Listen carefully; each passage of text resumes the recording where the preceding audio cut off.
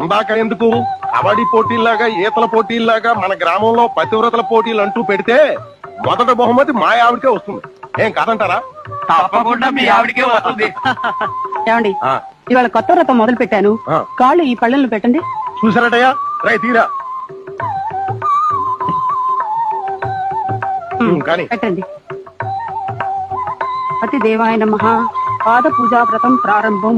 వారిని ఈ వ్రతం ఏదో బాగుందయ్యా, మీరు కూడా మీ పెళ్ళాల చేత చేయించుకోండి.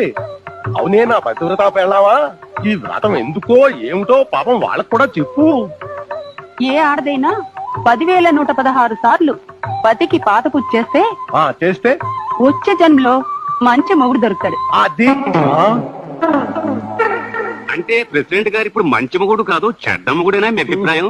అది కాదండి, వచ్చే జన్మలో వచ్చే జన్మలో కూడా నేనే మొగుడు కావాలి.